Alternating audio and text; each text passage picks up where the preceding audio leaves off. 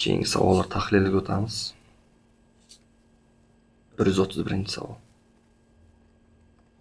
131-savol litiy pirofosfat kislotalari reaksiyaga kirishibdi. Reaksiya tenglamasini yozib olamiz. Litiy qo'shilgan H4P2O7. Natijada litiy P2O7 qo'shilgan vodorod hosil bo'ladi. Pirofosfat kislota qoldig'i 4 valentli, litiy 1 valentli. Teskari tashsak litiyga 4 bo'ladi. Bir qo'ysak, o'ng tomonda litiy 4 ta, chap tomonda ham 4 ta bo'lishi kerak. Pirofosfat kislota qoldig'i o'ng tomonda bitta, demak bu yerda ham 1 qo'yib olamiz. Vodorodlar chap tomonda 4 ta, o'ng tomonda ham 4 ta bo'lishi uchun demak 2 qo'yib olishimiz kerak. Reaksiya teng. Hosil bo'lgan tuzning molar massasini aniqlang. Biz hozir massasini hisoblab chiqamiz. Juda oddiy. Litiyni massasi 7 ga teng, 7 × 4 28. Hadi yozamiz 28 qo'shilgan. Ikkita fosforimiz 31 62 qo'shib olamiz. 7 ta kislorod 112. Buni qo'shib chiqishimiz kerak. Yozamiz 28 qo'shilgan 62 qo'shilgan 112. 202 kelib chiqdi. 202 bo'lgan javobda variant olarkanmiz. Keyin 132-savolni yechish uchun reaksiyani to'liq yozish shart emas. 131 ga qarab yechaversak bo'ladi. Chunki bir xil ketadi reaksiyasi. Davom ettiring, koeffitsient yig'imini aniqlang.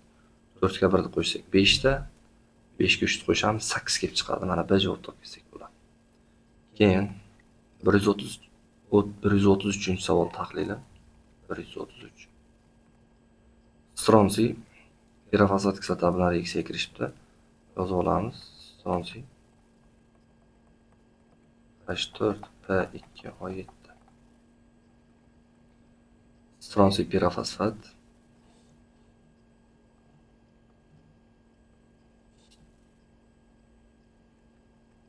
Stronsiy 2P2O7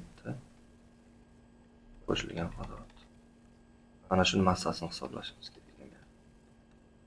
Stronsiy demak massasi 88. 2 ga ko'paytirib olamiz. 176 kelib chiqadi.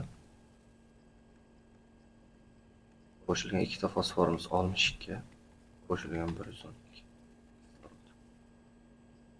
62 qo'shilgan 112. 350 kelib chiqdi. 350 da variant olamiz. Mana shu reaksiyani tenglashtirsak, 1 qo'ysak, 2 qo'yib olamiz. Bu yerga 1 qo'ysak, vodorodimiz 4 ta, bu yerga 2 qo'yib olamiz. Shu reaksiyaga qarab 134 ni yechib olsak bo'ladi. 134. Demak 134-savolda o'ng tomondagi koeffitsiyentlar yig'indisini aniqlang. O'ng tomondagi koeffitsiyentlar yig'indisi 3 ta bo'ladi. 3 ta degan javob B varianti to'g'ri kelyapti. Keyin 135-savolni yechishimiz kerak ekan. 135. 135-savolda seziy bilan litiy bir xil tuz hosil qilgan va bir moli uchun atomlar soni so'ralgan. Biz litiy pirofosfatdagi atomlar sonini topib qo'ysak yetadi. Litiy 4 ta, fosfor 2 ta, kislorod 7 ta. 4 ga 2 ni qo'shsak 6, 6 ga 7 ni qo'shib olamiz, 13 kelib chiqadi. Ya'ni B variant olsak bo'ladi. Keyin 136-savol tahlili so'ralgan. 136-savolda rux bo'lganligi uchun rux qalayning ikkisi stronsiyning ikkisiga o'xshash bo'lganligi uchun va biz mana shu 133-savolga qarab javobni topib olsak bo'ladi. Koeffitsiyentlar yig'indisini aniqlang. Mana 2, 1, 2 ga 1 qo'shamiz 3, 3 ga yana 3 qo'shamiz 6 degan javobni olamiz. A varianti to'g'ri keladi. Keyin 137-savolni yechamiz. 137-savolda 3 valentli temir dixromat kislota bilan reaksiyaga kirishibdi. H2 brom 2 O7. Natijada temir 3 dixromat hosil bo'ladi. Yozamiz temir brom 2 O7 qo'shilgan vodorod. Bu 2 valentli kislota qoldig'i, asos qoldig'i 3 valentli, teskari tashlab qo'yamiz 2. Bu yerga qo'yamiz 3. O'ng tomonda temir 2 ta bo'lganligi sabab temirni oldiga 2 qo'yib olamiz. O'ng tomonda dixromat kislota qoldig'i 3 ta bo'lganligi sababli kislotani oldiga 3 qo'yib olamiz. Vodorodimiz chap tomonda 3 × 2 6 ta bo'lsa, bu yerga ham 3 qo'yib olamiz. Shunda reaksiya teng bo'ladi. Hosil bo'lgan tuzning bir mol uchun atomlar soni. Mana shuni atomlar sonini topishimiz kerak. Birinchi qavs ichini hisoblab olamiz. Xrom 2 ta, temir, nima kislorod 7 ta. Ikkalasini qo'shamiz 9. 3 ga ko'paytirib olamiz. 9 kare 3 27. Temirimiz 2 ta. 27 ga 2 ni qo'shib oladigan bo'lsak 29 ta ekan atomlar soni. 29 bo'lsa C variant olamiz.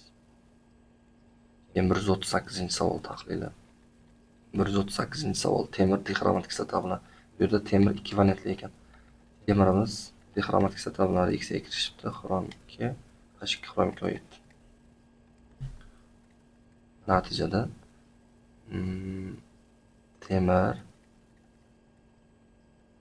xrom 2 O7 qo'shilgan vodorod hosil bo'ladi. Kislota qoldiq 2, temir ham 2, hech qanaqa indeks qo'yilmaydi, qisqarib ketadi. Bir qo'ysak, bu yerga ham 1, bu yerga ham 1, bu yerga ham 1 reaksiya. Endi o'ng tomondagi koeffitsiyentlar yig'indisi so'ralibdi, 2 ta bo'ladi o'ng tomondagi koeffitsiyentlar. A variantni olamiz 138.